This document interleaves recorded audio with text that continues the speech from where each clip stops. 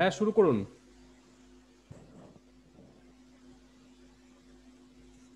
আহ, বাংলাদেশ জাতীয়তাবাদী দল বিএনপির গবেষণা সেল বিএনআরসির নিয়মিত সাপ্তাহিক টক শো ফোকাল পয়েন্টে আপনাদের প্রত্যেককে স্বাগত জানাচ্ছি। দর্শক, আপনারা যারা দেখেন এই অনুষ্ঠানটি তারা জানেন যে প্রতি শনিবার রাত 9টায় আমরা এই অনুষ্ঠানটি করে থাকি এবং এতে দেশের বিশিষ্ট ব্যক্তিবর্গকে আমন্ত্রণ জানিয়ে থাকি এবং বিশেষ একটি বিষয়ের উপর আমরা আলোচনা করি। আমাদের আজকের আলোচনার বিষয় একদলীয় শাসন ও বহুদলীয় গণতন্ত্র। এ বিষয়ে কথা বলবার জন্য আমরা স্টুডিওতে আজকে আমন্ত্রণ জানিয়েছি, যদি আমরা অনলাইনে প্রোগ্রামটি করছি, আমন্ত্রণ জানিয়েছি বিএনপির স্থায়ী কমিটির সদস্য জনাব নজরুল ইসলাম খান। আমাদের সঙ্গে আরো আছেন বিএনপির জাতীয় নির্বাহী কমিটির ভাইস চেয়ারম্যান ও জাতীয় প্রেস ক্লাবের সাবেক সভাপতি বিশিষ্ট সাংবাদিক জনাব শওকত মাহমুদ। আমাদের সঙ্গে আরো যুক্ত আছেন ঢাকা বিশ্ববিদ্যালয়ের আইন বিভাগের অধ্যাপক ডক্টর নকিব মোহাম্মদ নসরুল্লাহ। দর্শক, আপনারা অনেকেই হয়তো জানেন যে 25 জানুয়ারি একটি বিশেষ দিন। 1975 সালের এই 25 জানুয়ারি একদলীয় শাসন ব্যবস্থা বাকশাল চালু করা হয়েছিল। তারপর বাংলাদেশে শহীদ প্রেসিডেন্ট জিয়াউর রহমান এসে বহুদলীয় গণতন্ত্র পুনঃপ্রবর্তন করেন এবং তারপর বাংলাদেশের গণতন্ত্র বিভিন্ন সময় কিছুটা এগিয়ে যেতে শুরু করে, আবার হোঁচট খায়। সেই অবস্থার মধ্যে আমরা বর্তমান বাংলাদেশে কোথায় আছি, নিশ্চয়ই আমাদের আলোচক বৃন্দ সে বিষয়ে আলোকপাত করবেন। আমি প্রথমে আলোচনার জন্য আহ্বান জানাবো আমাদের অত্যন্ত শ্রদ্ধাভাজন দেশের সিনিয়র পলিটিশিয়ান, বিএনপির স্থায়ী কমিটির সদস্য জনাব নজরুল ইসলাম খান। আপনি দীর্ঘদিন ধরে রাজনীতির সঙ্গে জড়িত এবং আপনার চোখের সামনে অনেকগুলো ঐতিহাসিক পট পরিবর্তন দেখেছেন।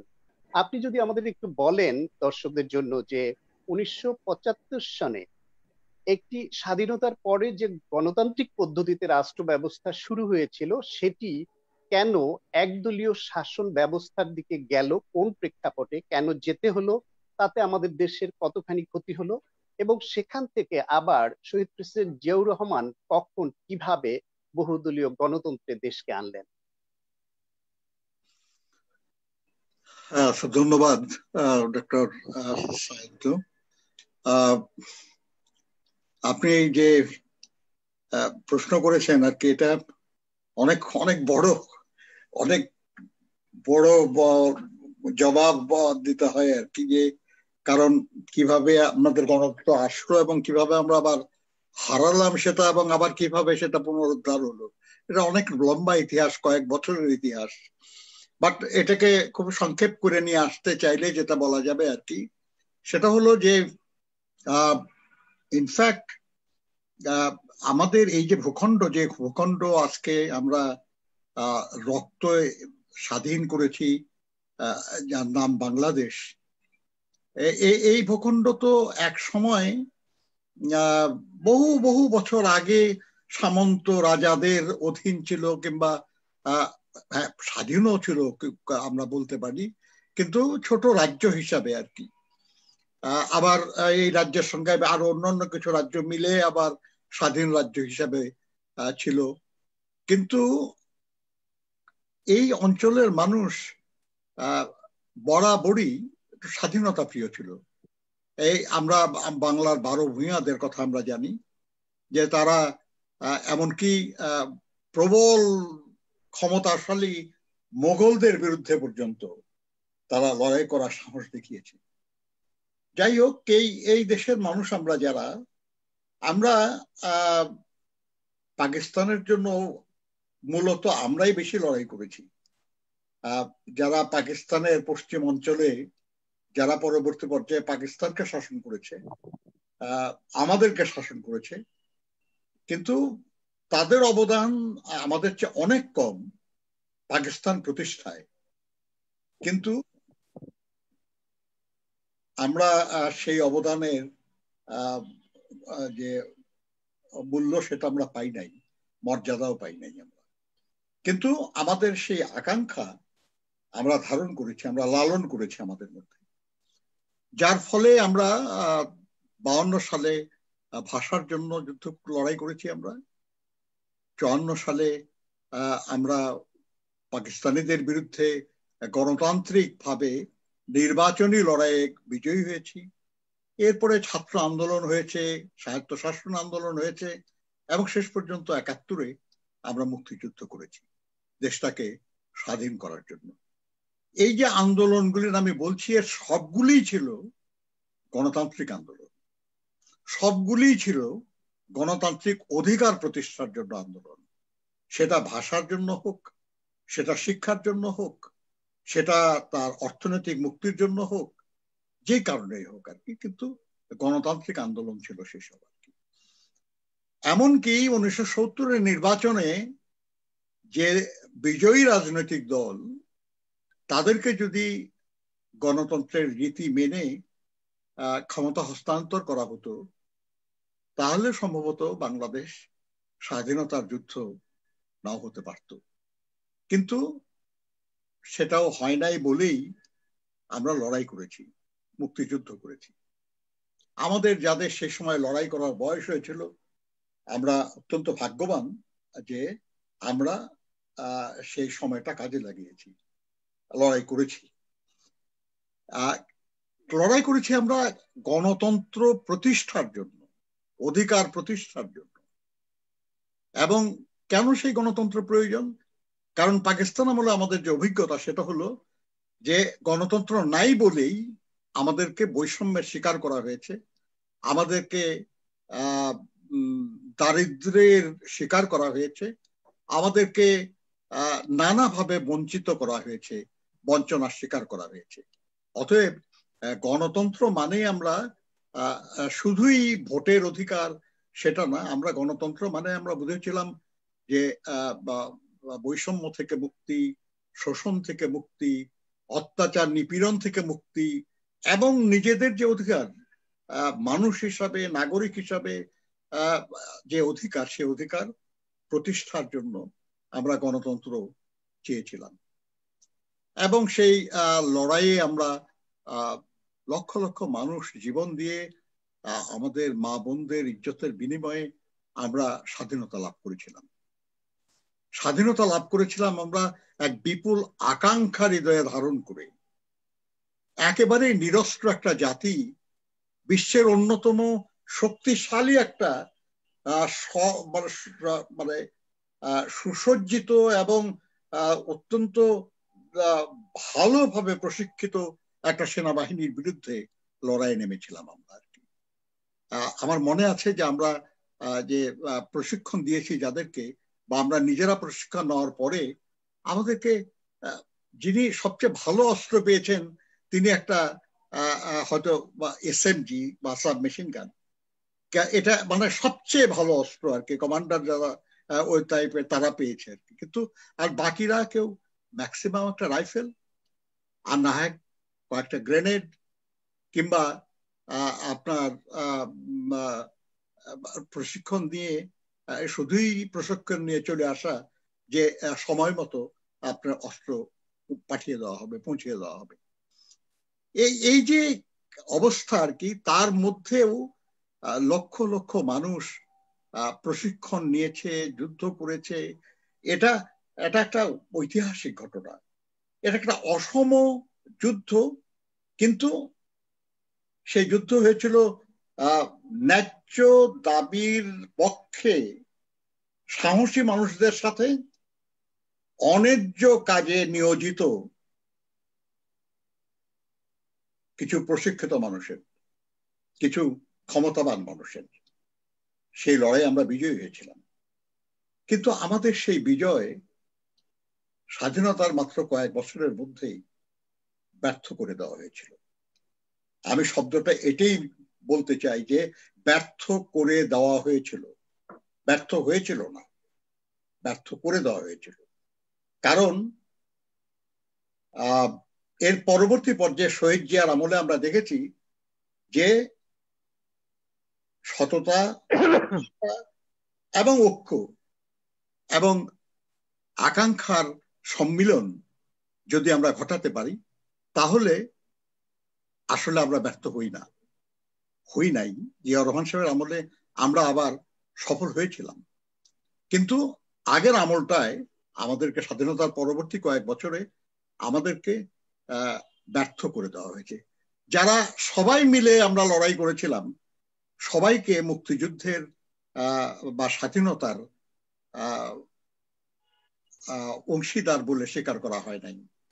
একটা দল এটাকে দলীয়করণ করে ফেললো এবং তারা অন্যান্য যোদ্ধাদের চেয়ে গুরুত্বপূর্ণ ভূমিকা পালন না করেও তারা এই মুক্তিযুদ্ধের সমস্ত কৃতিত্বটা নেওয়ার চেষ্টা করলো এবং প্রকৃত যারা যোদ্ধা তাদেরকে, তাদের অবদানকে অস্বীকার করা হলো। সাধারণ মানুষের যে অবদান সেটাকে অগ্রাহ্য।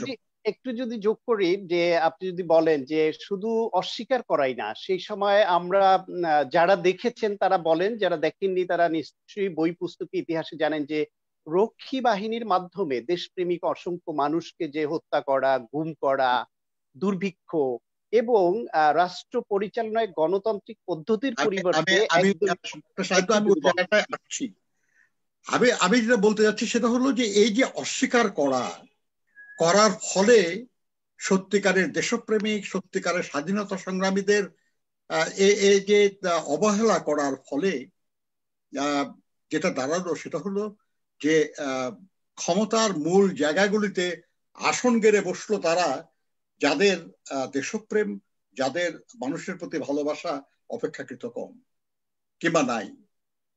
এবং এর ফলে দুর্নীতি, অনাচার, স্বজনপ্রীতি, স্মাগলিং বা কালোবাজারি বা অত্যাচার, নিপীড়ন, জুলুম সবই বেড়ে গেল আর কি।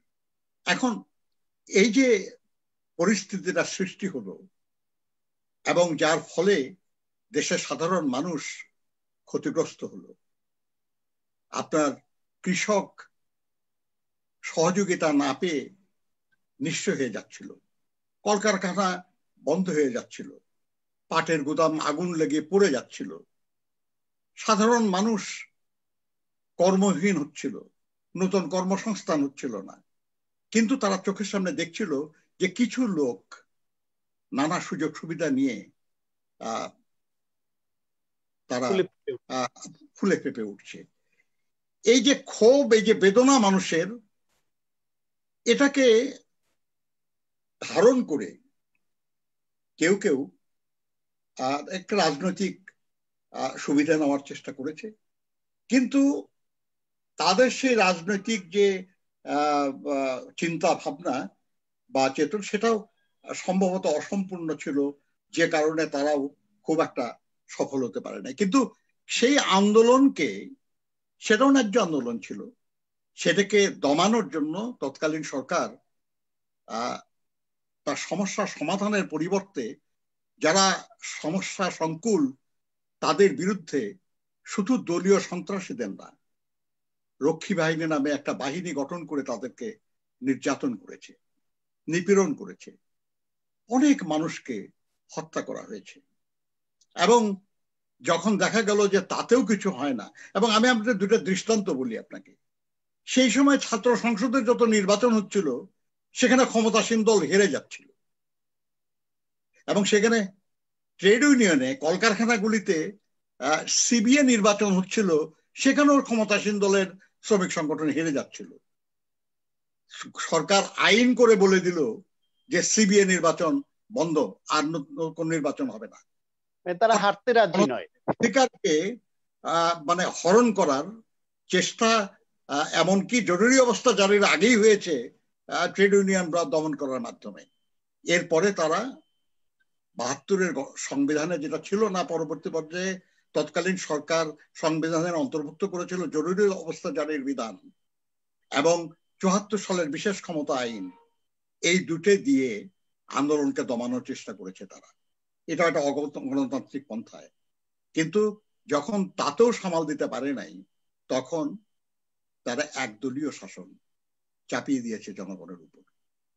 অর্থাৎ গণতন্ত্রকে হত্যা করা হয়েছে। হত্যা করা হলো। যে গণতন্ত্রের জন্য আমরা যুদ্ধ করেছি, সেই গণতন্ত্রকে জবাই করা হয়েছে 1975 সালের এই দিনটিতে। জি, কাজেই আপনার কাছে আমরা সরি, একটু আপনার কাছে আবার আসবো, আমরা অন্য অতিথিদের কাছে একটু শুনে নেই যে এই যে গণতন্ত্র হত্যা করলো, তারপরে শহীদ প্রেসিডেন্ট জিয়াউর রহমান এসে সে গণতন্ত্র যে পুনরুজ্জীবিত করলেন, তার প্রেক্ষিতে বর্তমান বাংলাদেশে আবার সেই ৭৫-এর সময়ের যেই দলটি ছিল তারাই আবার বাংলাদেশে একযুগ থেকে দেশকে কোথায় নিয়ে গেল, নিশ্চয়ই আপনার কাছ থেকে শুনবো। অনুষ্ঠানের এ পর্যায়ে আমি বক্তব্য শুনতে চাইবো আহ জনাব শওকত মাহমুদ। আপনি বিএনপি রাজনীতির সঙ্গে যুক্ত, বিএনপির জাতীয় নির্বাহী কমিটির ভাইস চেয়ারম্যান।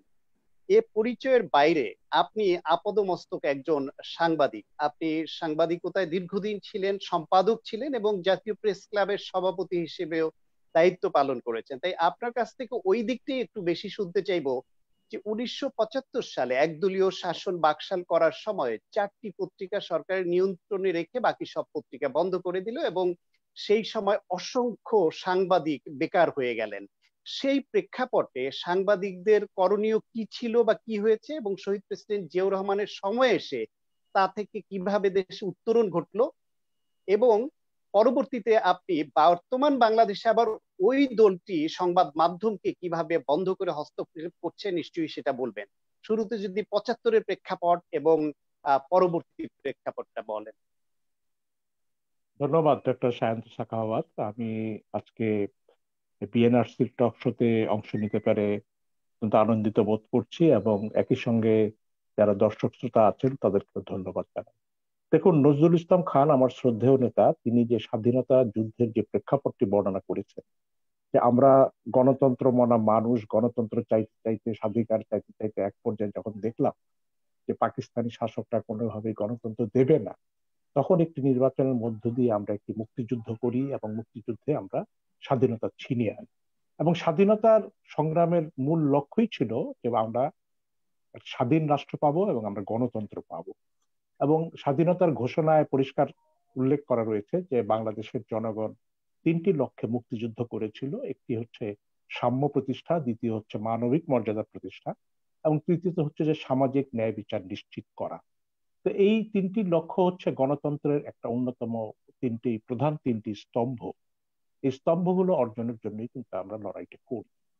এখন আমি সাংবাদিক হিসাবে যে বিষয়টি দেখি সেটি হচ্ছে যে আমাদের সাংবাদিকতা বা সংবাদপত্রের স্বাধীনতার দৃষ্টিকোণ দিয়ে যদি আমি গণতন্ত্রকে পরিমাপ করতে যাই, তাহলে আমি কি পেয়েছিলাম ৭২ থেকে ৭৫। দেখুন, আওয়ামী লীগ বাংলাদেশের একটা প্রধান রাজনৈতিক দল হিসেবে পাকিস্তান 60 দশকে তারা কিন্তু পাকিস্তানি শাসকদের বিভিন্ন অনাচার এবং অপকর্মের বিরুদ্ধে আন্দোলন করেছিল, যেটা printing and process publications act নামে একটি আইয়ুব খান একটা আইন করেছিলেন। সেই আইনের বিরুদ্ধে আওয়ামী লীগও কিন্তু আন্দোলন করেছিল। কিন্তু আমরা দেখলাম যে ১৯৭৩ সালে আওয়ামী লীগই সাংবাদিকদের দাবিকে অগ্রাহ্য করে সে আইনটি এমন ভাবে পরিবর্তন করলেন যে প্রি সেন্সরশিপ আরোপ করা এবং কাগজ বন্ধ করার অধিকারটুকু সরকার নিয়ে নিল। এর আগে আপনি আওয়ামী লীগের দৃষ্টিভঙ্গি সম্পর্কে আমি আপনাকে একটি ছোট্ট উদাহরণ দিই। ১৯৭০ সালের ৭ই ডিসেম্বর যে সাধারণ নির্বাচন হয়েছিল এবং যে নির্বাচনে আওয়ামী লীগ নিরঙ্কুশ সংখ্যাগরিষ্ঠতা পেয়ে পাকিস্তানের সরকার গঠনের দাবিদার দলে পরিণত হয়েছিল, সেই নির্বাচনের আগে ২৮শে অক্টোবর জাতির উদ্দেশ্যে তদানীন্তন আওয়ামী লীগ সভাপতি শেখ মুজিবুর রহমান বলেছিলেন যে তদানীন্তন ক্ষমতাসীন মুসলিম লীগ দল, তখন আর মুসলিম লীগ ক্ষমতায় নেই, তখন তো মার্শাল ল, সমগ্র দেশে একদলীয় শাসন পরিণত করার যে প্রচেষ্টা চালিয়েছিল, সেই হীন প্রচেষ্টার বিরুদ্ধে রুখে দাঁড়ানোর জন্যই আমাদের মহান নেতা শহীদ সরওয়ার্দীর নেতৃত্বে আওয়ামী লীগ প্রতিষ্ঠিত হয়। অর্থাৎ আওয়ামী লীগ প্রতিষ্ঠিত হয়েছিল একদলীয় শাসন ব্যবস্থাকে বিলোপ করার জন্যই প্রতিষ্ঠিত হয়েছিল। এভাবেই আমরা পাকিস্তানে গণতন্ত্র প্রতিষ্ঠার আপসহীন সংগ্রাম শুরু করি। এখন সেই নেতা কি করে ১৯৭৫ সালের এই ২৫ জানুয়ারি, আগামীকাল ২৫ জানুয়ারি, তিনি বাংলাদেশকে একদলীয় শাসন প্রবর্তন করলেন, এটাই কিন্তু একটা বিরাট একটা ঘটনা হিসাবে আমরা লক্ষ্য করেছি। যে কেন তিনি করলেন, তিনি অসংখ্যবার বলেছেন যে তার দেশের যে অবস্থা বিরাজ করছে, দেশে আইন শৃঙ্খলার অবস্থা, মজুতদারির অবস্থা, কালোবাজারির অবস্থা, দুর্নীতির অবস্থা, সবকিছু মিলিয়েই তিনি সিদ্ধান্ত নিয়েছিলেন যে একদলীয় শাসন প্রবর্তন করবেন। এবং সাংবাদিকদের কাছে প্রথমে এটা জানাজানি হয় এভাবে যে তিনি আফ্রিকার একটি দেশ সফর করে দেশে আসার পর সিনিয়র সাংবাদিকদের সঙ্গে একান্ত আলাপচারিতা বলেছিলেন যে আফ্রিকার একটি দেশ দেখলাম, সেখানে কোনো রাজনৈতিক দল নয়, একটি রাজনৈতিক দল আছে, পত্রিকাও একটি, এবং সেখানে কি সুন্দর শাসন চলছে। তো এইটুক পর্যন্ত বলে থেমে গিয়েছে। তখন সাংবাদিকদের মধ্যে একটা সন্দেহের সৃষ্টি হয় যে নেতা কি সেই দিকে কি এগোচ্ছেন কি না। কারণ এর মধ্যে আলামতগুলি সুস্পষ্ট হয়ে উঠছিল। ৭৪ সালের বিশেষ ক্ষমতা আইন যেটা করা হলো, সেই আইনে দেখা গেল যে সংবাদপত্রের কে শায়েস্তা করার জন্য কতগুলি বিশেষ বিধান রাখা হলো। এর মধ্যে ছিল যে সরকার নাকচ হলে পত্রিকা বন্ধ করতে পারবে, খবর ছাপার উপর বিধিনিষেধ জারি করতে পারবে, প্রি সেন্সরশিপ আরোপ করতে পারবে, এবং সংবাদপত্রের সোর্স প্রকাশের ক্ষেত্রে সাংবাদিকদের বাধ্য করতে পারবে। চতুর্থত, যদি কোনো হকার এই ধরনের কাগজ বিক্রি না করে, সেই জন্য হকারদের গ্রেপ্তার করার বিধানও কিন্তু বিশেষ ক্ষমতা আইনে রাখা হয়েছিল। এটা একটা অদ্ভুত একটা বিশেষ ক্ষমতা আইন। তো কাগজ বন্ধ হয় বা ১৯৭৫ সালের ১৬ই জুন সরকার একটি অর্ডিন্যান্স জারি করে। সেই অর্ডিন্যান্স বলে বাংলাদেশের 4টি দৈনিক পত্রিকা রেখে বাকি সব পত্রিকা নিষিদ্ধ করে দেওয়া হয়। এই 4টি দৈনিক পত্রিকার মধ্যে 2টি ছিল ট্রাস্টের পত্রিকা, একটি হচ্ছে দৈনিক বাংলা আর একটি হচ্ছে বাংলাদেশ টাইমস, এবং ইত্তেফাক এবং বাংলাদেশ অবজারভার, এই দুটি ছিল ব্যক্তি মালিকানাধীন কোম্পানির পত্রিকা। সেই দুটি কোম্পানিকে অধিগ্রহণ করে সরকার, এবং ট্রাস্টের দুটি পত্রিকাকে সরকার নিজের দায়িত্ব নিয়ে নেয়, এবং সেখানে সরকার সাংবাদিকদের নিয়োগ দেওয়া হয়, এবং বহু সাংবাদিক বেকার হয়ে যায়। এবং এই বেকার সাংবাদিকদের পরে বিভিন্ন সরকারি সংস্থায় চাকুরি দেওয়া হয়। কিন্তু সবাই তো চাকুরি পায়নি। এমনকি এও দেখা গেছে যে কাজ না পেয়ে কোন কোন সাংবাদিক বাইতুল মোকাররমে টুকরি নিয়ে ফলের দোকানদারি পর্যন্ত করেছে তার রুটি রুজির জন্য। এই হচ্ছিল সাংবাদিকদের অবস্থা। এই যে উনি এই সংবাদপত্রের বিরুদ্ধে যে এই ব্যবস্থাটা নিলেন, এই ব্যবস্থাটা বাংলাদেশে ইতিহাসে আমি মনে করি যে এটি কালো দিন, এবং আমরা সাংবাদিকরা প্রতি বছর ১৬ই জুন কালো দিবস হিসেবে পালন করি। তো কেন তিনি এটা করেছিলেন আমি জানি না, তবে একটি আমি মনে করি যে একটি রাজনীতিবিদের সবচেয়ে বড় ব্যর্থতা হচ্ছে যখন তিনি শাসন পরিচালনায় ব্যর্থ হয়ে দেশকে একদলীয় শাসন ব্যবস্থা প্রবর্তন করেন। এটা হচ্ছে তার চরম ব্যর্থতা। এবং তদানীন্তন সরকার প্রধানের ক্ষেত্রে আমি বলবো যে তিনি যে সময়ে যেই নেতা ছিলেন তার সমকক্ষ কেউ ছিল না। তার মানে জনপ্রিয়তা ছিল অসম্ভব। কিন্তু সেই অসম্ভব জনপ্রিয় নেতা কেন জনগণকে নিপীড়ন করার জন্য একটি একদলীয় শাসন ব্যবস্থা প্রবর্তন করলেন, এবং এক ধরনের রাষ্ট্রনায়কত্ব থেকে তিনি এক ধরনের নিজেকে প্রত্যাহার করে নিলেন, এটা কিন্তু বাংলাদেশে ইতিহাসের গবেষকদের কাছে একটা বিরাট আশ্চর্যের বিষয়। এবং একই সঙ্গে আমি বলবো এর সঙ্গে প্ররোচনা ছিল যে ত্রিদলীয় ঐক্যজোট ছিল আওয়ামী লীগের সঙ্গে ন্যাপ এবং কমিউনিস্ট পার্টির। এই ত্রিদলীয় ঐক্যজোটের যে শরিক দল ছিল তাদেরও কিন্তু প্ররোচনা ছিল এই এক ধরনের যে একদলীয় শাসন বা পাকশাল কায়েমের জন্য। এটা সবাই জানেন। এবং আপনি লক্ষ্য করলে দেখবেন যে স্বাধীনতার ঘোষণায় কিন্তু সমাজতন্ত্র শব্দটি ছিল না, ছিল সামাজিক ন্যায় বিচার নিশ্চিত করতে হবে। কিন্তু ৭২-এর সংবিধানে আমরা সমাজতন্ত্র দেখি। এবং জিয়াউর রহমান শহীদ জিয়ার যে পলিটিক্সটা বাংলাদেশ জাতীয়তাবাদী দল প্রতিষ্ঠার মাধ্যমে বাংলাদেশের জাতিকে উপহার দিয়েছিলেন, সেটি হচ্ছে একদলীয় শাসনের বিপরীতে বহুদলীয় গণতন্ত্র, এবং মুক্ত সমাজতান্ত্রিক অর্থনীতির বিপরীতে মুক্ত অর্থনীতি, ধর্মনিরপেক্ষতার পরিবর্তে সামাজিক ন্যায় বিচার, যেটা বাংলাদেশের স্বাধীনতার ঘোষণায় উল্লেখ করা হয়েছে। এবং বাংলাদেশের স্বাধীনতার ঘোষণাটি কিন্তু ফরাসি স্বাধীনতার ঘোষণা বা আমেরিকার স্বাধীনতার ঘোষণার লক্ষ্যগুলোর আদলেই কিন্তু করা হয়েছিল। এটি কোনো সমাজতান্ত্রিক সংবিধানের মধ্যে কিন্তু এই ধরনের রাষ্ট্রের স্বাধীনতার ঘোষণায় কিন্তু এই বিষয়গুলো থাকে না। কিন্তু সেটা থেকে যে ইউ টার্ন করলেন এবং বাংলাদেশের জনগণকে গণতন্ত্রহীনতার মধ্যে নিক্ষেপ করলেন, এটাই হচ্ছে আমাদের কাছে সবচেয়ে বড় আশ্চর্যের বিষয়।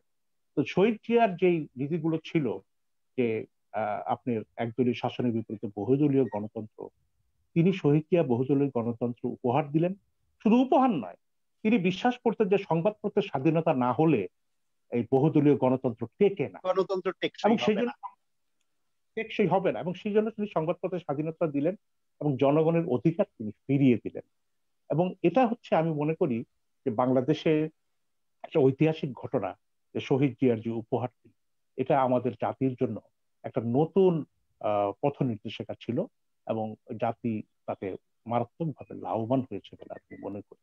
একটি এবং বিচারে আমি সাংবাদিকদের শুধু সংবাদপত্র উন্মুক্ত স্বাধীনতা দেয়া বা ফিরিয়ে দেয়া বা উন্মুক্ত করে দেয়াই না, শহীদ প্রেসিডেন্ট জিয়াউর রহমান তো জাতীয় প্রেস ক্লাব, তারপর হচ্ছে পিআইবি সহ সাংবাদিকদের প্রশিক্ষণ, মানোন্নয়ন, তাদের বাসস্থান, তাদের কর্মসংস্থান সহ বহুবিধ ভূমিকা রেখেছেন উন্নয়নের জন্য। মানে তিনি মনে করেছেন যে একটা সাংবাদিকদের প্রশিক্ষণের ব্যবস্থা থাকা প্রয়োজন, সেই জন্য প্রেস ইনস্টিটিউট প্রতিষ্ঠা করেছেন। জাতীয় প্রেস ক্লাবকে প্রিন্স করিম আগা খান টাকা দিতে চেয়েছিলেন উন্নয়নের জন্য, কিন্তু শহীদ প্রেসিডেন্ট জিয়াউর রহমান সাংবাদিকদের বলেছেন জাতীয় প্রতিষ্ঠান কোনো বিদেশি অনুদানে বিকশিত হতে পারে না। সেই জন্য তিনি জাতীয় প্রেস ক্লাবকে জায়গা দিয়েছেন। আজকের যে প্রেস ক্লাব যেখানে দাঁড়িয়ে আছে, পরবর্তীতে বেগম খালেদা জিয়া জায়গাটি আরো বাকি জায়গাগুলো পর্যন্ত তিনি স্থায়ী আমাদের বরাদ্দ দিয়েছিলেন। এরকম এবং অনেক ভূমিকা, সাংবাদিকদের আবশ্যিক ব্যবস্থা, অনেক ভূমিকা, এবং সবচেয়ে বড় কথা সাংবাদিকদের স্বাধীনতা। এবং তিনি কিন্তু তার দলের অন্যদেরকে বলতেন যে কেউ গিয়ে অভিযোগ করতো যে অমুক সাংবাদিক এই একটা লিখেছে, ওর বিরুদ্ধে ব্যবস্থা নেওয়া উচিত, তিনি ব্যবস্থা নেননি। যেমন আমাদের প্রয়াত নির্মল সেন, তিনি বিরোধী দলের নেতা ছিলেন, কিন্তু তিনি সরকারি দৈনিক বাংলা পত্রিকায় চাকরি করতেন, তার বিরুদ্ধে অনেকে অভিযোগ করতে গিয়ে, কিন্তু তিনি আমলই দেননি, বলেছেন না সাংবাদিকদের সমালোচনা করবে। আনোয়ার জাহিদ ভাই, তিনি বাংলাদেশ টাইমসের আমি বলছি এক্সিকিউটিভ এডিটর ছিলেন, কিন্তু পল্টন বাজার এই বায়তুল মোকাররমের টিকিট ঘরের উপরে দাঁড়িয়ে জিয়াউর রহমানের শাসনের সমালোচনা করতেন, কিন্তু তিনি এটা মেনে নিয়েছিলেন যে তিনি সাংবাদিকতার স্বাধীনতার প্রয়োগ করবেন, এটা নিয়ে কারো কোনো বাধ্যতা থাকবে না। এই ছিলেন এই সমালোচনাই তো গণতন্ত্রের সৌন্দর্য, সেটি ছিল। এবং জগৎ ভাই, আপনার কাছে আমরা আবার আসবো। আমি একটা লাইন বলে আমি শেষ করছি, একটা লাইন বলে শেষ করছি। এটা হচ্ছে, যদি বাংলাদেশের পরিচালনার ইতিহাসে দুটি দলের ভূমিকা আপনি দেখবেন, যে শহীদ জিয়া পরিবার সংবাদপত্রের স্বাধীনতার এবং তার বিকাশের ক্ষেত্রে যতখানি মুক্তহস্ত, ঠিক ততখানি মুজিবুর রহমানের মুজিব পরিবার কিন্তু ততখানি স্বাধীনতার ক্ষেত্রে সংকীর্ণ বা সংবাদপত্র বন্ধ হওয়ার ক্ষেত্রে সিদ্ধহস্তের পরিচয় দিয়েছেন। এটাই আমরা ইতিহাসের লক্ষ্য করি। ধন্যবাদ শওকত ভাই। নিশ্চয়ই পরের ধাপে আপনার কাছ থেকে আমরা শুনবো যে বর্তমানে সেই দলটির নেতৃত্বে পরিচালিত যে সরকার, তাদের সংবাদপত্র এবং সাংবাদিকদের প্রতি আচরণ কেমন, এবং কতগুলো সংবাদ মাধ্যম বন্ধ করে কত সাংবাদিককে বেকার করেছেন। আমি অনুষ্ঠানের এ পর্যায়ে অনুরোধ করছি ডক্টর নকিব মোহাম্মদ নসরুল্লাহ, আপনাকে কিছু বলবার জন্য। আপনি ঢাকা বিশ্ববিদ্যালয়ের আইন বিভাগের অধ্যাপক এবং আইন বিষয়ে পড়ান, আইন বিষয়ে গবেষণা করেন। সুতরাং আইনি ভিত্তির দিক থেকেও বাংলাদেশে বিভিন্ন সময় এই যে গণতন্ত্রকে হোঁচট খাওয়ানো বলছি, যেটা আমাদের অত্যন্ত শ্রদ্ধাভাজন নজরুল ইসলাম খান ভাই বলছিলেন যে ব্যর্থ করা হয়েছিল 1975-এর আগে বাংলাদেশকে, এবং ব্যর্থ করে একদলীয় শাসনের দিকে গিয়েছিল। পরবর্তীতে আবার সেই আইনের শাসনকে ফিরিয়ে আনা হয়েছিল। তা আপনি যদি একাডেমিক দৃষ্টিকোণ থেকে বলেন যে একটি দেশে একদলীয় শাসন ব্যবস্থা ওই দেশটাকে কতখানি ধ্বংসের মুখে নিয়ে যেতে পারে, বা একদলীয় শাসন ব্যবস্থা দিয়ে ব্যর্থতা ঢাকা যায় কিনা, এবং পরবর্তীতে বহুদলীয় গণতন্ত্র দিয়ে সেই ব্যর্থ রাষ্ট্রটিকে, তলাবহীন ঝুরি খ্যাত রাষ্ট্রটিকে কি করে শহীদ প্রেসিডেন্ট জিয়াউর রহমান আবার এগিয়ে নিলেন। ধন্যবাদ আজকের অনুষ্ঠানের পরিচালক। আমাকে অনুষ্ঠানে কথা বলার জন্য, আমন্ত্রণ জানানোর জন্য আমি ধন্যবাদ জানাচ্ছি। তো আমি এই পর্যায়ে একটি জিনিস বলবো যে এখানে দুটি জিনিস আসছে আর কি, একটা হলো একদলীয় শাসন আর একটা হলো বহুদলীয় গণতন্ত্র। এই দুটির উপরে ভিত্তি করেই আমি প্রেক্ষাপটটিকে বিশ্লেষণ করার চেষ্টা করব। আমরা যেটা ওয়ান পার্টি স্টেট সিস্টেমটা দেখি, সেই ওয়ান পার্টি স্টেট সিস্টেমে আমরা দেখি যে ওয়ান পার্টি স্টেট সিস্টেম একটা পার্টিরই অধিকার দেওয়া হয় কনস্টিটিউশনালি কোনো আইনের মাধ্যমে to form the government form করার জন্য, outlawing the other the parties, সমস্ত পার্টিকে কি করে দেওয়া হয়, নিষিদ্ধ করে দেওয়া হয়। হ্যাঁ, তাহলে আমরা আর এই ভাবে দুই ধরনের, তাহলে আমরা এখানে এই একদলীয় শাসন, একটা হলো আইনের মাধ্যমে সেটা হলো আমরা বলতে পারি হলো যে ডিজিউর আর ডিজিউর আপনার single party, one party system. আর একটা আছে ডিফ্যাক্টো। আপনি যে প্রশ্নটি জনাব নজরুল ইসলাম সাহেবকে করেছেন যে বর্তমান পর্যায়ের এটা এই যে গণতন্ত্র চলছে এর আইনগত ভিত্তিটা কি, সেটাও আপনাকে আমি একটু বিশ্লেষণ করবো এর পরবর্তীতে। ওয়ান পার্টি সিস্টেম, আমরা যদি পৃথিবীর বিভিন্ন ফর্ম অফ গভর্নমেন্টের দিকে তাকাই, দেন ওয়ান পার্টি সিস্টেমকে আমরা দেখি এটা ফ্যাসিস্ট গভর্নমেন্টরা ওয়ান পার্টি সিস্টেম চালু করেছে। মার্কসিজম এবং লেনিনিজমের মাধ্যমে কমিউনিস্ট কান্ট্রিগুলোতে ওয়ান পার্টি সিস্টেম চালু হয়েছে, তারা আইনগতভাবে করেছে। এবং মোনার্কিজম, যেখানে মোনার্ক বা দি আপনার মিলিটারি গভর্নমেন্ট, মিলিটারি অটোক্রেসি, সেখানে আসলে কোনো পার্টিরই তোয়াক্কা করে না, ওইটাকে আমরা ফর্মের মধ্যে আনি না। One party democracy, one party কখনোই ডেমোক্রেটিক ফর্ম হতে পারে না, এটি অথরিটেরিয়ান গভর্নমেন্টের একটি রূপ, কর্তৃত্ববাদী সরকারের একটি রূপ। আর এর বিপরীত পক্ষে যে মাল্টি পার্টি স্টেট সিস্টেম, আমরা আইনগতভাবে যে মাল্টি পার্টি সিস্টেমের মাধ্যমে একমাত্র সাকসেসফুল ডেমোক্রেসির প্র্যাকটিস হতে পারে। যারা ওয়ান পার্টি সিস্টেম চালু করে তাদের কিছু আর্গুমেন্ট থাকে, যেমন আমাদের এখন বর্তমান কিছু আর্গুমেন্ট দেওয়া হয় যে এই দলই, যারা অমুক আদর্শে বিশ্বাসী বিভিন্ন দেশে, তারাই মাত্র দেশ শাসন করবে।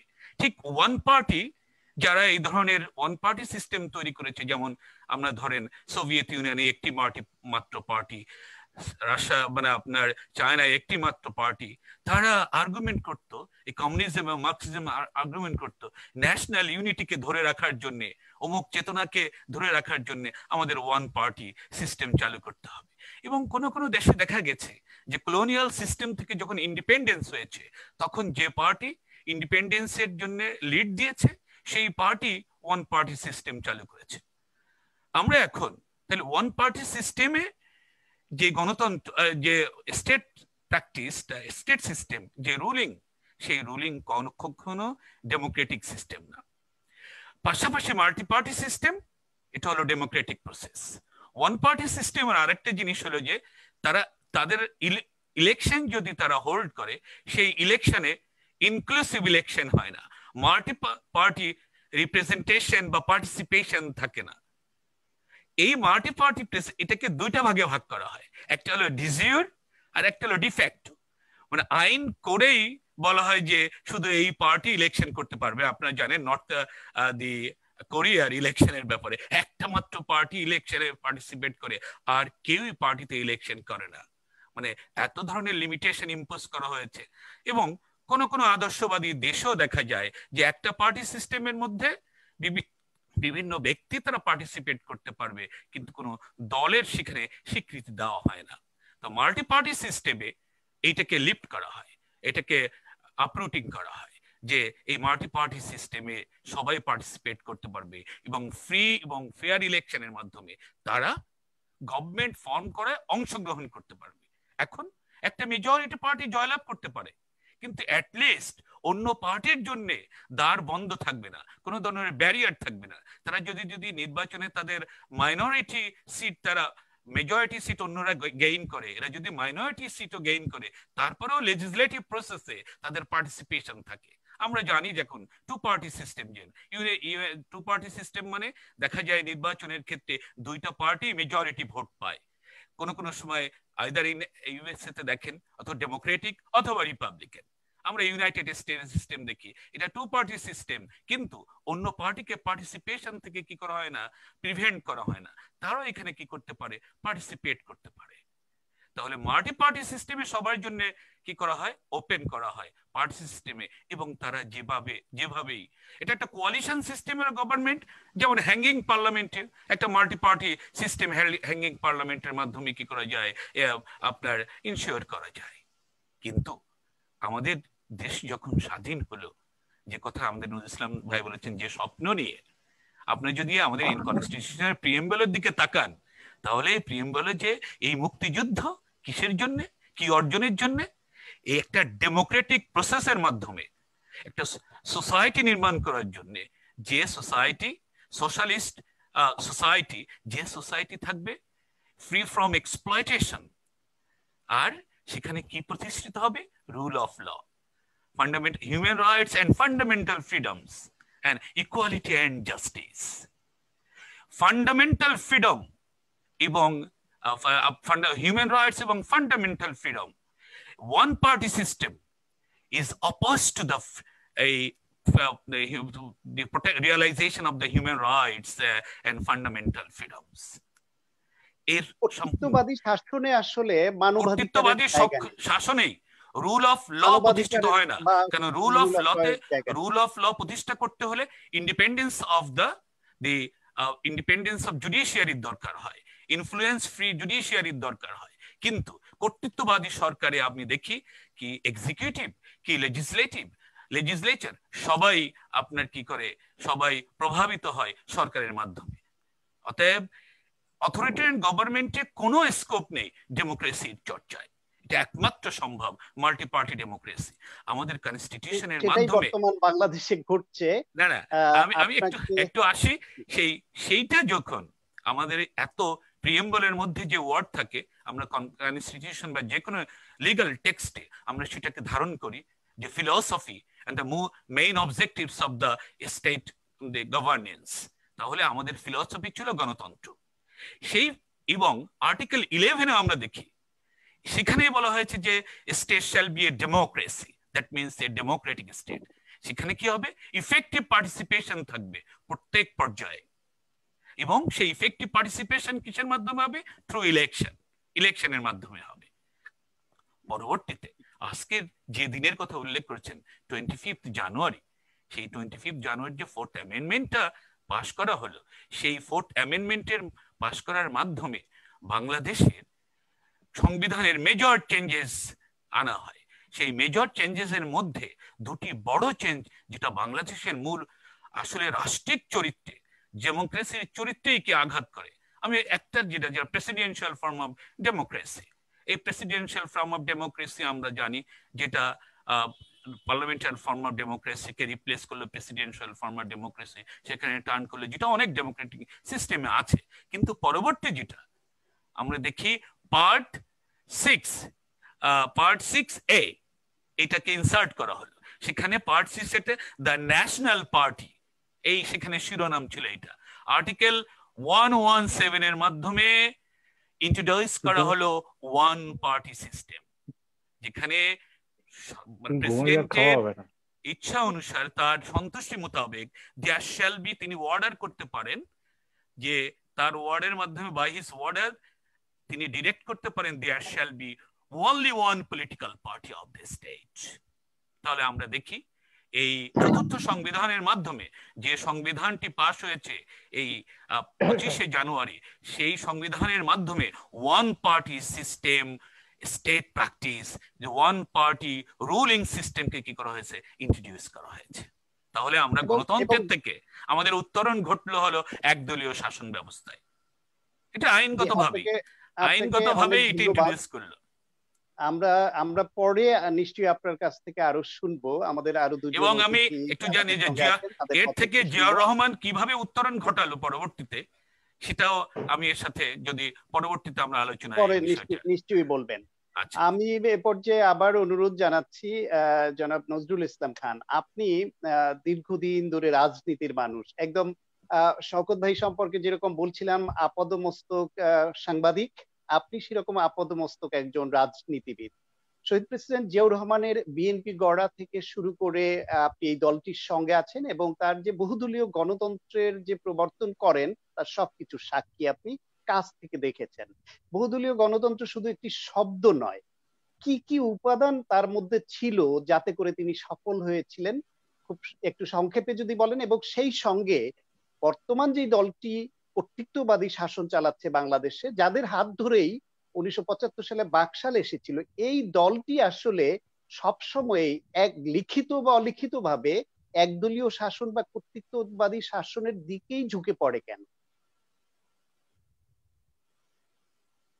একটু আনমিউট করে নেবেন প্লিজ।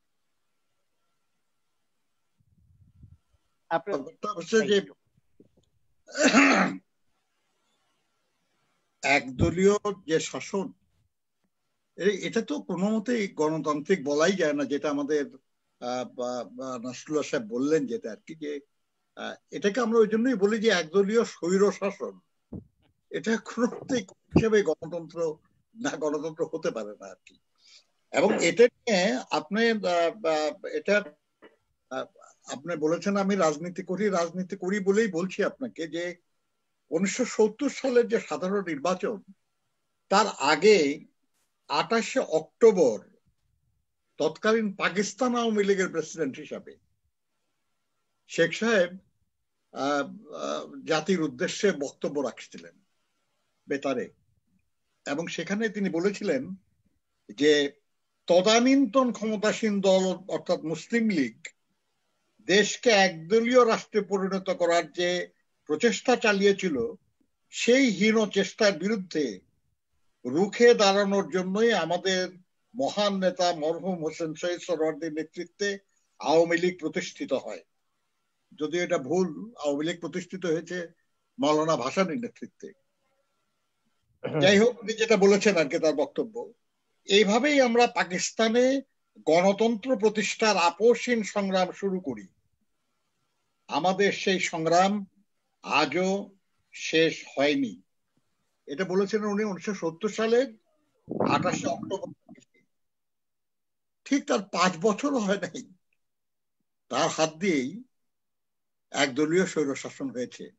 যেটা পাকিস্তান কিন্তু একদলীয় শাসন হয় নাই, মার্শাল ল হয়েছে, বা অন্যান্য দলগুলিকে এখন যেরকম আওয়ামী লীগ নিপীড়ন করছে, অন্যান্য দলগুলিকে প্র্যাকটিক্যালি নিশ্চিহ্ন করার চেষ্টা করছে, সেই চেষ্টা পাকিস্তান আমলে আইয়ুব খান করেছে। কিন্তু একদলীয় শাসন হয় নাই। কিন্তু আমাদের দেশে 75-এ একদলীয় শাসন হয়েছে। এবং কিভাবে সেই একদলীয় শাসন কায়েম হলো, ইতিহাস একটু বলা দরকার আর কি। সেটা হলো ওই দিন, যেদিন সংসদে এই 4র্থ সংশোধনী পাশ হয়, ওই দিন গ্যালারিতে বসা ছিলেন তৎকালীন কমিউনিস্ট পার্টির যে মুখপত্র একতা, ওই পত্রিকার সম্পাদক মতিউর রহমান সাহেব, যিনি এখন প্রথম আলো সম্পাদক। তিনি একতায় লিখছিলেন যে স্পিকার আব্দুল মালেক উকিল অধিবেশন শুরু করলেন। চিফ হুইপ শাহ মোয়াজ্জেম হোসেন বললেন, আপনাদের সামনে প্রস্তাব দেওয়া আছে। আমার প্রস্তাব হলো এটা পাঠ না করা। নিয়ম হলো যে সংসদে কোনো প্রস্তাব পেশ হলে সেটা পাঠ হবে, সবাই শুনবে, এবং তারপরে তার উপর আলোচনা হবে এবং আলোচনার ভিত্তিতে সিদ্ধান্ত হবে। কিন্তু চিফ হুইপ প্রস্তাব করলেন যে আমার প্রস্তাব হলো যে এটা পাঠ না করা। সবাই মিলে প্রস্তাব পাঠ না করার প্রস্তাব পাশ করলেন। তিনি আবার 4র্থ সংশোধনীর প্রস্তাব পাশের প্রস্তাব আনলেন এবং তা পাশ হয়ে গেল। কয়েক মিনিটের মধ্যে একটি নতুন রাষ্ট্রের শাসন ব্যবস্থার আমূল পরিবর্তন আমার কাছে অবাক লাগছিল। পুরোটাই ছিল সাজানো। এবং তিনি বলছিলেন যে তাজউদ্দিন সাহেব মিটিংয়ে পার্টিসিপেট করেন নাই, সেই মিটিংয়ে ছিলেন না আর কি, এবং আপনার ওয়াকআউট করেছিলেন কয়েকজন। কিন্তু ঘটনাটা কয়েক মিনিটের মধ্যে কিভাবে ঘটেছে দেখেন। এবং এই ঘটনার মধ্যে দিয়ে বাংলাদেশের মহান স্বাধীনতার সুবর্ণ ফসল, লক্ষ শহীদের রক্তে রঞ্জিত, লক্ষ মা বোনের ইজ্জতে বিনিময়ে অর্জিত গণতন্ত্র নিহত হল। এবং আজকে যারা সরকারের অত্যন্ত ঘনিষ্ঠ, সেই সময় বিপ্লবী গণবাহিনীর ডেপুটি কমান্ডার হাসানুল হক ইনু, তিনি মূল্যায়ন করেছিলেন একটা। উনি বলেছিলেন যে বঙ্গবন্ধু শেখ মুজিব অবৈধ দখলদার ছিলেন না, তবে তিনি স্বৈর শাসকে রূপান্তরিত হন। আমরা যে বলি স্বৈর শাসক, এটাকে মানে একদলীয় স্বৈর শাসন, এটা আমাদের না, এটা মহাজোটের অন্যতম অংশীদার এবং এই সরকারের সাবেক মন্ত্রী এবং এখনো গুরুত্বপূর্ণ নেতা আর কি, তিনি বলতেছেন আর কি যে তিনি স্বৈর শাসকে রূপান্তরিত হন। তার স্বৈরতান্ত্রিক পদক্ষেপ সমূহকে যথাযথ দ্বিতীয় চতুর্থ সংশোধনী সংসদ বৈধতার ছাড়পত্র দেয় এবং তিনি নির্বাচন ছাড়াই একচ্ছত্র ক্ষমতার অধিকারী স্বৈরতান্ত্রিক রাষ্ট্রপতি হন। এই হলো আসম আব্দুর রব সাহেবের মূল্যায়ন। এখন আপনি যেটা বলছিলেন কি, সেটা হলো যে কি কষ্টকর, আমরা যারা মুক্তিযুদ্ধ করেছি আমাদের জন্য কি কষ্টকর আর কি, যে যার অনুপস্থিতিতে আমরা লড়াই করে তাকেই ক্ষমতায় বসালাম, তিনি আমাদের সবচেয়ে বড় অর্জন যেটা সেটা কেড়ে নিলেন। এবং ইতিহাস একটা নতুন দৃশ্য, একটা নতুন ঘটনার জন্ম দিয়েছে এই দেশে। সেটা হলো যে গণতন্ত্রের যিনি নেতা, তিনি গণতন্ত্রকে জবাই করেছেন, আর একজন সেনাবাহিনী প্রধান যিনি মহান স্বাধীনতার ঘোষক, তিনি রাষ্ট্র পরিচালনার দায়িত্ব নিয়ে সেই শাসনের কবরস্থানে বহুদলীয় গণতন্ত্রের বাগান রচনা করেছিলেন শহীদ প্রেসিডেন্ট জিয়াউর রহমান। এবং তিনি যে রাষ্ট্রপতি নির্বাচন করেছিলেন, সেই নির্বাচনে দেশের সব রাজনৈতিক দল অংশ নিয়েছে। তিনি সবাইকে রাজনীতি করার সুযোগ দিয়েছেন। এটাই ইন্টারেস্টিং। সেটা পাকিস্তান আমলে আমাদের দেশে কমিউনিস্ট পার্টি নিষিদ্ধ ছিল, আবার দেশ স্বাধীন হওয়ার পরে ধর্মের কথা যারা বলেছে তাদের রাজনীতি করার সুযোগ ছিল না। কিন্তু এর কোনোটাই কিন্তু পূর্ণ গণতন্ত্র নয়। এমনকি আমরা বলি গণতন্ত্র সবচেয়ে লার্জেস্ট ডেমোক্রেসি ইন্ডিয়া, সেখানেও কিন্তু আপনার ধর্মভিত্তিক দলও আছে, আবার কমিউনিস্ট পার্টিও আছে। একটা দুটো না, অনেকগুলি আছে। আমাদের এখানেও একই সাথে সব ধরনের রাজনৈতিক দল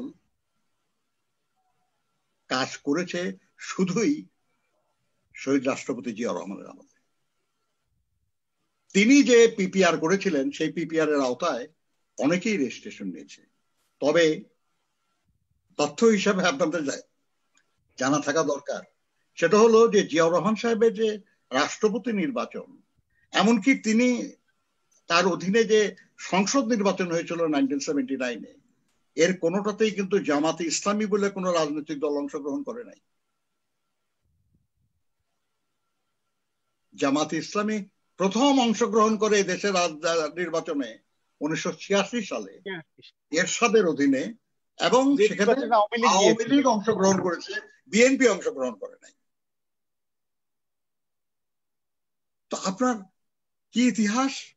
বলা হয় বিএনপির জন্ম ক্যান্টনমেন্টে, বিএনপির নেতা ক্যান্টনমেন্ট থেকে এসছে, কিন্তু বাংলাদেশে গণতন্ত্র তো তাহলে ক্যান্টনমেন্ট থেকে এসছে। বাংলাদেশের স্বাধীনতার ঘোষণা, গণতন্ত্র দুটোই তো ওই ক্যান্টনমেন্টের মানুষকে দিয়েছেন। আপনার জিয়াউর রহমান সাহেব তো বহুদলীয় গণতন্ত্র খালি প্রতিষ্ঠা করেন নাই, এটাকে বাস্তবায়ন করেছেন।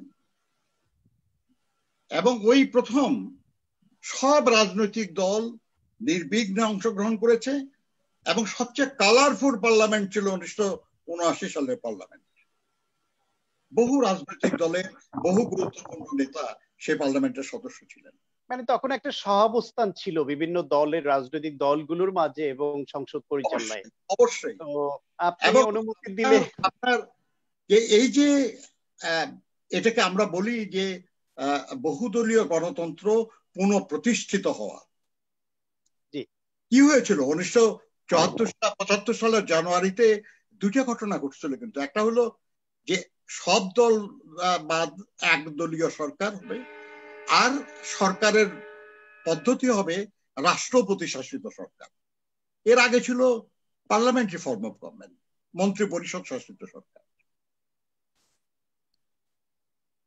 তো জিয়া রহমান সাহেব বহুদলীয় গণতন্ত্র পুনঃপ্রতিষ্ঠা করেছিলেন এবং দেশনেত্রী বেগম খালেদা জিয়া 1991 সালে বিজয়ী হয়ে তিনি সংসদীয় ব্যবস্থা আবার পুনঃপ্রতিষ্ঠা করেছিলেন। অর্থাৎ 1975 সালে আমরা যা হারিয়েছিলাম তার সবগুলি ফেরত দিয়েছেন জিয়াউর রহমান কিংবা বেগম খালেদা জিয়া। সংবাদপত্রের স্বাধীনতা ফিরিয়ে দিয়েছেন, বিচার বিভাগের স্বাধীনতা ফিরিয়ে দিয়েছেন, রাজনৈতিক অধিকার ফিরিয়ে দিয়েছেন, মানুষকে সুন্দর সুস্থভাবে বেঁচে থাকার অধিকার দিয়েছেন।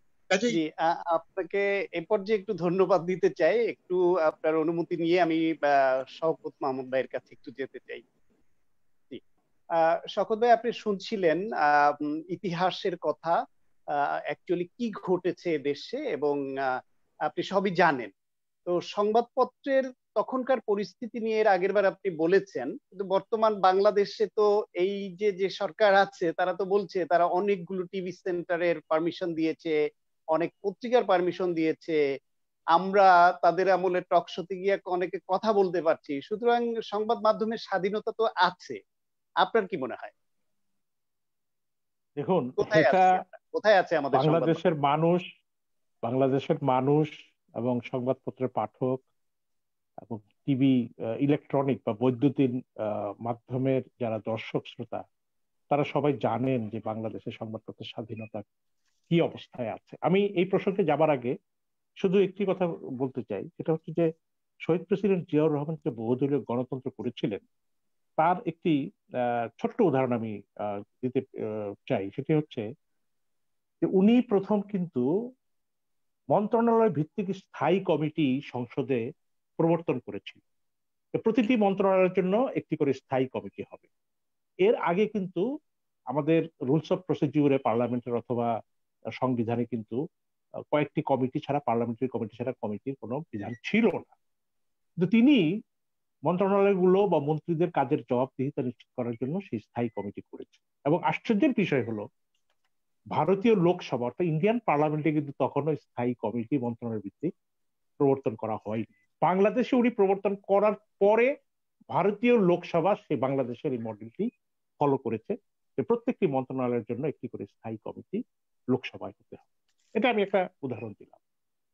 এখন আওয়ামী লীগের যে মাইন্ডসেট, পলিটিক্যাল পার্টি হিসাবে, সেই মাইন্ডসেটের মধ্যে সংবাদপত্রের স্বাধীনতা, গণতন্ত্র এগুলো খাপ খায় না। কারণ বারবার প্রমাণিত হয়েছে তারা সংবাদপত্রের স্বাধীনতার বিপক্ষে অবস্থান নিতে পছন্দ করে। যেমনি 1996 সালের যে নির্বাচনী ম্যানিফেস্টো আওয়ামী লীগ দিয়েছিল, তাতে বলেছিল যে তারা ক্ষমতায় গেলে 4টি পত্রিকা বন্ধ করে দেবে: বাংলাদেশ টাইমস, দৈনিক বাংলা, বিচিত্রা এবং আনন্দ বিচিত্রা।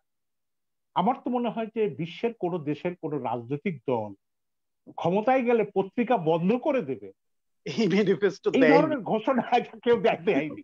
বলতে পারে যে সংবাদপত্রের স্বাধীনতার বিকাশ ঘটানো হবে, কিন্তু বন্ধ করা হবে, এবং তাই তারা করেছে। এটি হচ্ছে তার মাইন্ডসেট। এবং বর্তমানে আওয়ামী লীগ গত 1 যুগ ধরে যে ধরনের শাসনটা চালিয়ে আসছে, সেই শাসনটার মূল ভিত্তি হচ্ছে সংবাদপত্রকে প্রান্তিক অবস্থানে নিয়ে গিয়ে তার শাসন কার্য করা, এবং যত অপকর্ম আছে সেগুলো যেন সংবাদপত্রে প্রকাশিত হতে না পারে তার ব্যবস্থা করা। কেউ যদি প্রকাশ করে তাকে হেনস্থা করা। যেমন অনেক সম্পাদক বাংলাদেশ অথবা কথা না মানলে বন্ধ করে দেয়া, হ্যাঁ, বন্ধ করে দেওয়া এবং আপনার জেলখানায় পাঠিয়ে দেওয়া। অনেক সম্পাদক বাংলাদেশ ছেড়ে পালিয়ে যেতে বাধ্য হয়েছে, এবং অনেক সাংবাদিকও পালিয়ে যেতে। এবং বাংলাদেশের অনেকগুলো টেলিভিশন চ্যানেল, 1 বলুন, তারপরে ইসলামিক টেলিভিশন, দিগন্ত, অনেক টেলিভিশন কেন্দ্র এবং অনেক পত্রিকা বন্ধ করে দিয়েছে তারা। এবং সাংবাদিকদের উপর আপনি বলবো যে নির্যাতনের স্টিমরোল তারা চালাচ্ছে। যেমন সর্বশেষ আমি বলবো যে সংগ্রাম পত্রিকার এডিটর এবং যে আরো একজন রুহুল আমিন গাজী সাংবাদিক তাকে অ্যারেস্ট করা হলো, মানে ডিজিটাল আইনের দোহাই দিয়ে। মজার কথা হচ্ছে যে নিউজটার জন্য অ্যারেস্ট করা হয়েছে তারা সেটা অনলাইনে প্রচার করেইনি, অনলাইনে প্রচার করার সুযোগই পায়নি। তার আগে অনলাইনে প্রচারের অপরাধে তাদের বিরুদ্ধে মামলা করে জেলে পড়ে। এর আগে আবুল মতো এত সিনিয়র সাংবাদিক, মাহমুদুর রহমান, কাকে ছেড়েছে? শফিক রেহমান কাউকে ছাড়েনি। এবং এটা আওয়ামী লীগের এটা একটা, আমি বলবো যে ওদের চরিত্রগত একটা বৈশিষ্ট্য, যে তারা সংবাদপত্র স্বাধীনতা গণতন্ত্রের বিরুদ্ধে অবস্থান নিয়েই তারা তাদের রাজনীতি করে এবং অনেক ধরনের কথাই বলে, এবং স্বয়ং সরকার প্রধান নিজেই বলতে থাকেন যে গতকাল এই নিউজ পাঠিয়েছিলাম আপনারা প্রচার করেননি কেন। এবং ডিজিটাল সিকিউরিটি একটা এরকম যে বর্তমান বিশ্বে সংবাদপত্রের স্বাধীনতা নিরোধকারী সবচেয়ে কালো আইন হিসাবে আন্তর্জাতিক সংস্থাগুলোই কিন্তু তারা এটাকে চিহ্নিত করেছে একটা মানে রিয়েল একটা ব্লু মানে ব্ল্যাক ল হিসাবে। কিন্তু সরকার এখানে কিছু কর্ণপাত করছে না, তারা চালিয়েছে। এবং সাংবাদিকতার ক্ষেত্রে এমন অবস্থা হয়েছে যে সাংবাদিকদেরকে, পক্ষের সাংবাদিকদের নানা ধরনের সুবিধা দিয়ে এবং অনেক কিছু ইয়ে করেছে। কিন্তু করোনার সময় তার পক্ষে সাংবাদিকরাও টের পেয়েছে যে সংবাদ পত্রকে সরকার আসলে ঠেসে মেরে ফেলতে চায়। সরকারি বিজ্ঞাপনের টাকা পরিশোধ করেনি, সাংবাদিকদের চাকরিচ্যুত হয়েছে, কোনো ব্যবস্থা নেয়নি, এবং এই ধরনের অনেক ঘটনা ঘটেছে। আমার মনে হয় যে আওয়ামী লীগের শাসনকে নতুন করে চিহ্নিত করার কিছু নেই। তারা গণতন্ত্রের বিপক্ষে সবসময় আছে এবং ভবিষ্যতেও যে থাকবে না এটা কোনো গ্যারান্টি দিয়ে বলা যায়নি। এবং আমরা বাংলাদেশের সাংবাদিকরা, বাংলাদেশের মানুষ এই ধরনের নির্যাতনের বিরুদ্ধে আমরা তীব্র ক্ষোভে ফুঁসছি, কিন্তু এটার পরিত্রাণের যে কোন পথে পরিত্রাণ সেটি আমরা এখনো নির্ণয় করতে পারছি। নিশ্চয়ই একদিন নির্ণয় হবে এবং সে পথে বাংলাদেশ যাবে, আমরা আশাবাদী মানুষ। শওকত ভাই, আপনাকে এ পর্যায়ে ধন্যবাদ। আমরা এখন যেতে চাই ডক্টর নকিব মোহাম্মদ নসরুল্লাহ আপনার কাছে, যে 1970-এর নির্বাচনে যে আওয়ামী লীগ সংখ্যাগরিষ্ঠ আসনে জয়লাভ করলে কিন্তু তাদের হাতে ক্ষমতা দেয়া হলো না, হস্তান্তর করা হলো না। তার যে দেন দরবার হলো অনেক দিন ধরে, এবং সেই দলটির প্রধানকে রাষ্ট্র ক্ষমতা দেয়া হলো না বলেই কিন্তু একটা পর্যায়ে 1971 সালে মুক্তিযুদ্ধ শুরু হয়ে গেল। ফলে আমাদের মুক্তিযুদ্ধের চেতনা, চাওয়া অনেক কিছু থাকলো, যুদ্ধটা ওই সময় শুরু হয়ে গেল কিন্তু একটা ভোটের রায়কে না মানাকে কেন্দ্র করে। অর্থাৎ ভোটের রায় এবং গণতন্ত্র এতটা গুরুত্বপূর্ণ উপাদান ছিল আমাদের মুক্তিযুদ্ধ বা স্বাধীনতার জন্য। সেই দলটি পরে এসে আবার গণতন্ত্র হত্যা করে একদলীয় শাসন বাকশাল করলো। আবার গত 12 বছরে সেই দলটি ভোটের অধিকার হরণ করছে। আপনার কি মনে হয় একটি দল বারবার এরকম একই আচরণ করছে কেন? না, একটা জিনিস হলো আমি যেটা বুঝি, যেটা আপনাকে আমি বলেছিলাম, যে একটা হলো আইনগতভাবে one party ruling system introduce করা, যেটা কনস্টিটিউশনের মাধ্যমে দেখা যাচ্ছে যে অ্যামেন্ডমেন্টের মাধ্যমে বঙ্গবন্ধু সরকারের সময় এটা হয়েছে, আওয়ামী লীগ সরকারের সময় হয়েছে। আর একটা জিনিস হলো যে এখন আরেকটা ক্লাসিফিকেশনের জন্য আরেকটা ক্লাসের কথা আমি বলেছিল, ডিফ্যাক্টো ওয়ান পার্টি সিস্টেম। একটা জিনিস হলো যে আগে শওকত মাহমুদ ভাই বলেছেন আর কি, যে আওয়ামী লীগের চিন্তা চেতনায়, কোনো পার্টির চিন্তা চেতনায় যদি গণতন্ত্র না থাকে, তাহলে দেখা যায় যে হয়তো গণতন্ত্রের খোলসটা থাকে, কিন্তু সেখানেই মানে আমাদের যেমন গণতন্ত্রের ফর্ম আছে, আমাদের কনস্টিটিউশনের মধ্যে এখন মাল্টি পার্টি সিস্টেমটাকে কি করা হয়েছে, ইন্ট্রোডিউস, সেটাকে মানে ভ্যালিড হিসেবে ধরা হয়। যেমন জিয়াউর রহমান এই 4th অ্যামেন্ডমেন্টের মাধ্যমে যে গণতন্ত্রকে এক ওয়ান পার্টি সিস্টেম ইন্ট্রোডিউস করা হয়, Ziaur Rahman second proclamation order 1978 এর মাধ্যমে এই আপনার তার সেকেন্ড শিডিউলের অন্তর্গত তোমরা ক্লজ 28 এ জিয়াউর রহমান কিন্তু এই আর্টিকেল 117 একে বিলুপ্তি ঘোষণা করে বহুদলীয় গণতন্ত্রের দিকে অগ্রসর হলেন, এবং পরবর্তীতে উনি আইন করলেন দ্য পলিটিক্যাল পার্টিজ অর্ডিন্যান্স। তাহলে জিয়াউর রহমানের মানসিকতাই ছিল, যেহেতু বাংলাদেশ একটি গণতান্ত্রিক দেশ, বাংলাদেশ এই গণতন্ত্রের মূল মন্ত্র নিয়েই বাংলাদেশ, আমরা মনে করি আসলে, কিন্তু এটা সলিমুল্লাহ খানের লেকচারে আপনারা দেখেছেন, উনি কিন্তু আমাদের ইস্ট পাকিস্তানকে আসলে আমরা লিগালি ওইভাবে কলোনি বলতে পারি না, আমরা বলি এটা ডিফ্যাক্টো কলোনি ছিল।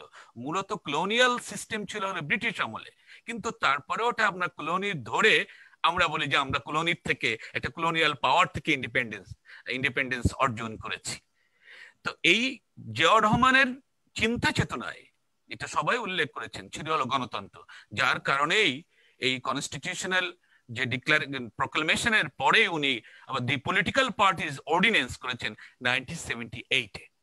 এই পলিটিক্যাল পার্টিজ এর এটা করেই, এবং তার হেড ছিল হলো an ordinance to provide for the promotion and the regulation of the political parties.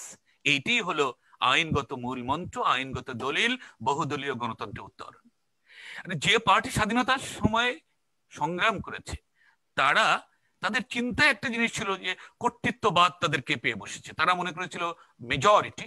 আসলে কিছু কিছু সময় দেখেন এখন বর্তমান যে গভর্নমেন্টের কনজিকিউটিভ পার্লামেন্টে আসার দরুন তাদের যে মানসিকতা তৈরি হয়েছে, এটা একটা ডমিনেন্ট ওয়ান পার্টি সিস্টেমের চিন্তা, অ্যাটিটিউড তাদের মধ্যে দেখা যায়। এটা ব্রুট মেজরিটি এই চিন্তা আর উদ্বেগ করে পার্টির মধ্যে, এবং সেটাই কিন্তু প্রথমেই আওয়ামী লীগ কি করে চ্যারিশ করে, কারণ তারা স্বাধীনতা অর্জন করেছে। তারা এক সময় মনে করলো যে তারাই আসলে বাংলাদেশের নেতৃত্ব দিবে। দেখুন এখন বক্তৃতায় বলা হয় যে মুক্তিযুদ্ধের চেতনায় যারা বিশ্বাসী তারাই এদেশকে শাসন করবে, এবং মুক্তিযুদ্ধের চেতনায় বিশ্বাসীদের মধ্যে অন্তর্ভুক্ত করা হয় আওয়ামী লীগ এবং তার সাথে যারা আছে তাদেরকে।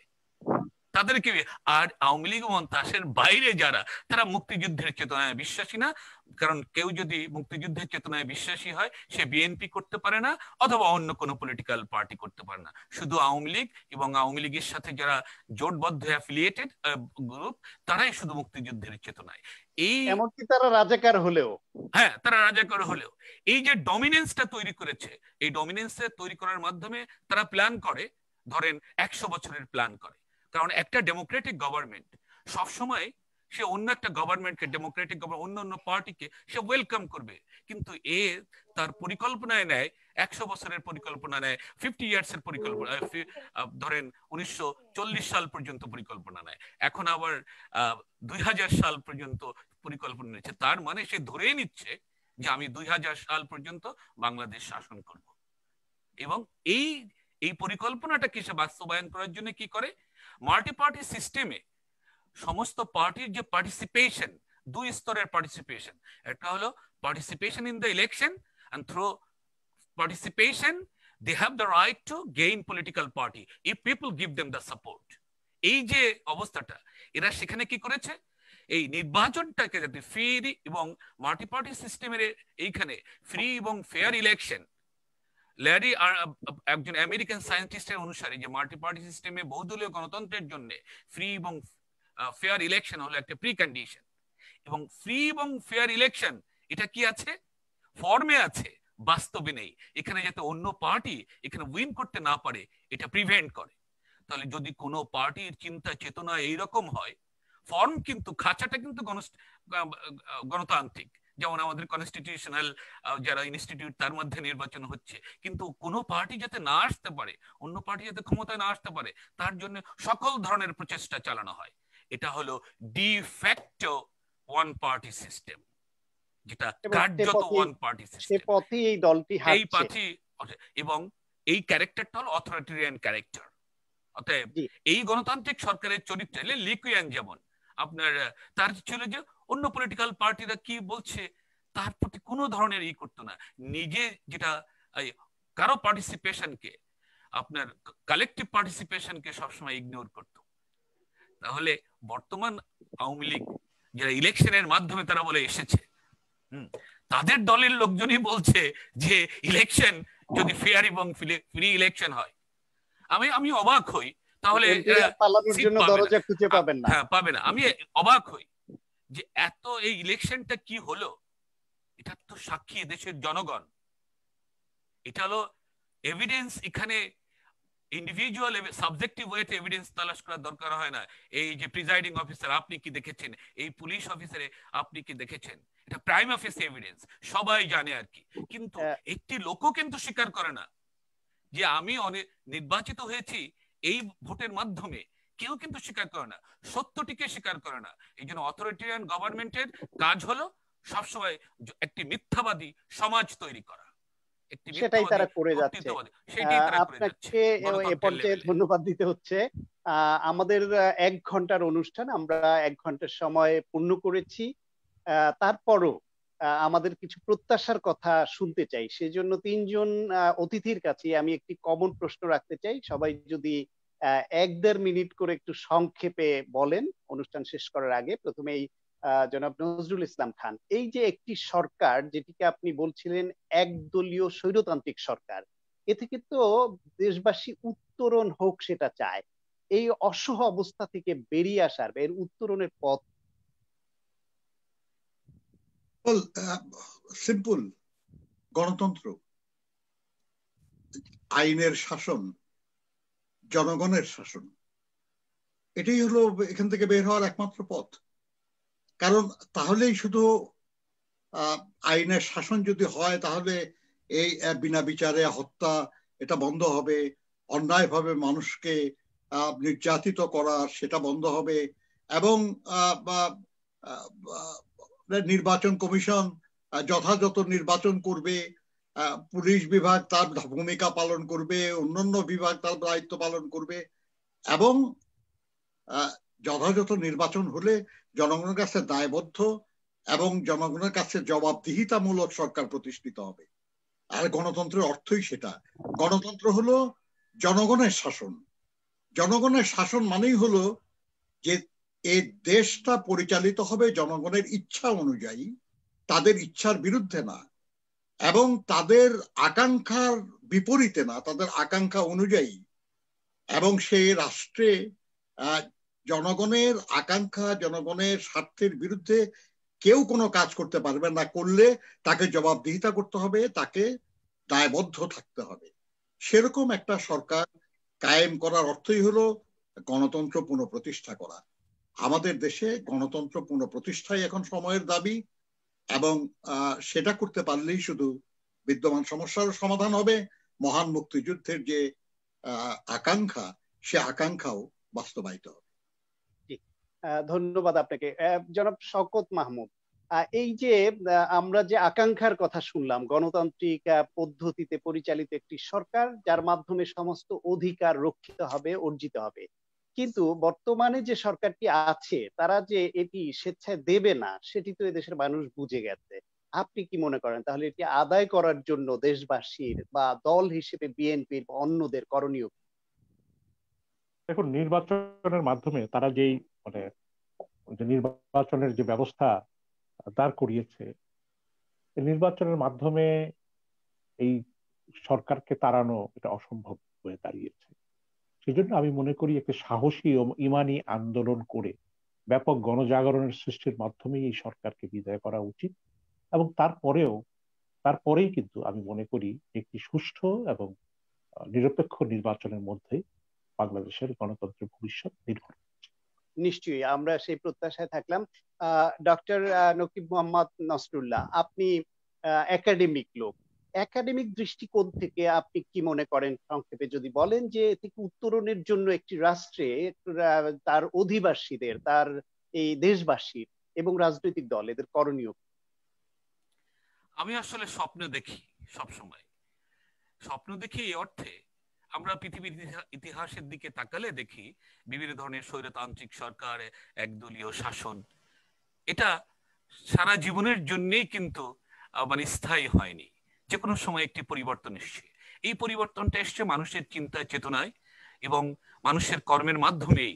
হ্যাঁ, এই চিন্তা এটা প্রতিফলিত হয়েছে এবং জনগণের একটি আন্দোলনের রূপ লাভ করেছে, যে সময় দেখা গেছে একদলীয় সরকারও জনগণের দাবি মেনে নিতে বাধ্য হয়েছে। আমি মনে করি আমরা যদি গণতান্ত্রিক চেতনায় উদ্বুদ্ধ হই, আমি আগামীর প্রজন্ম, আপনি প্রজন্মের সবার কাছে জিজ্ঞেস করেন ব্যক্তিগতভাবে, কেউই কিন্তু আপনি ইন্ডিভিজুয়াল পর্যায়ে, সাবজেক্টিভ ওয়েতে, গ্রুপ ওয়াইজ বাংলাদেশে ইনভেস্টিগেশন করেন, দেখেন কেউই এই পদ্ধতির সরকারকে, হয়তো কেউ পার্টির সরকারকে পছন্দ করবে তার পার্টি অ্যাফিলিয়েশনের জন্য, কিন্তু যে পদ্ধতিতে সরকার চলছে এই পদ্ধতিটাকে কেউই কিন্তু একসেপ্ট করবে না। তবে আমি আশা রাখি একসময় মানুষ, একসময় প্রজন্ম, আগামী প্রজন্ম, হয়তো যে প্রজন্ম তৈরি হচ্ছে বিশ্ববিদ্যালয়ের থেকে, যে প্রজন্ম তৈরি হচ্ছে আমাদের বর্তমান বিভিন্ন এই যুগে তারা এই পরিস্থিতিকে দেখার মাধ্যমে তারা যে অভিজ্ঞতা অর্জন করছে তার উপরে নির্ভর করে, সেই প্রজন্ম হয়তো আগামী দিনে একটি পরিবর্তন ঘটাতে পারবে, যে পরিবর্তনের মাধ্যমে ফ্রি এবং ফেয়ার ইলেকশন সিস্টেমও চালু হবে, গণতন্ত্র ফিরে আসবে। এই এক সময় এটা আসবে, এই আমি মনে করি এই প্রজন্মই এই উত্তরণটা ঘটাবে। এবং এই জন্য পলিটিক্যাল পার্টিজ এর যে কমিটমেন্টটা, সোশ্যাল যে কমিটমেন্ট, যে পলিটিক্যাল কমিটমেন্ট, সেই পলিটিক্যাল কমিটমেন্ট এবং সোশ্যাল কমিটমেন্ট এবং ডেমোক্রেসিকে রিয়ালাইজ করার জন্য যে কমিটমেন্টটা, এই কমিটমেন্টকে আরো স্ট্রংলি বাস্তবায়নের দিকে অগ্রসর হওয়া উচিত। তথাকথিত ধারাবাহিক পদ্ধতি যদি অগ্রসর হয়, হয়তো পরিবর্তন হবে, কিন্তু বিলম্বিত হবে। নিশ্চয়ই সেদিনের অপেক্ষায় আমরা থাকবো। আপনাকে ধন্যবাদ। আজকের এই ফোকাল পয়েন্টে তিনজন গুরুত্বপূর্ণ অতিথি, জনাব নজরুল ইসলাম খান, জনাব শওকত মাহমুদ এবং ডক্টর নকিব মোহাম্মদ নসরুল্লাহ। আপনারা তিনজন অত্যন্ত ব্যস্ত মানুষ, আপনারা আমাদের সময় দিয়েছেন, আপনাদের কাছে কৃতজ্ঞ এবং ধন্যবাদ জানাচ্ছি। আপনারা সুস্থ থাকবেন, ভালো থাকবেন। দর্শক, আপনাদেরকেও শুভেচ্ছা জানাচ্ছি। সবাই সুস্থ থাকবেন এবং মনে রাখবেন, প্রতি শনিবার রাত 9টায় বিএনআরসির এই ফোকাল পয়েন্ট টকশোটি হয়। নিশ্চয়ই দেখবেন, শেয়ার করবেন এবং সবার মাঝে এই কথাগুলো ছড়িয়ে দেবেন। আর এই অনুষ্ঠান করতে যারা সহযোগিতা দিয়েছেন, বিশেষ করে বিএনপি নেতা জহিরুদ্দিন স্বপন, তিনি এটার পরিচালনায় আছেন, এবং এই অনুষ্ঠানের এডিটোরিয়াল প্যানেলে আমি ছাড়াও আর যে দুজন রয়েছেন, খন্দকার আহাদ আহমেদ এবং মিস্টার ফরিদ, দুজনেই বিএনপি নেতা। তাদের প্রতি কৃতজ্ঞতা এবং ধন্যবাদ। সবাই ভালো থাকবেন, সুস্থ থাকবেন। আজ এখানেই শেষ করছি।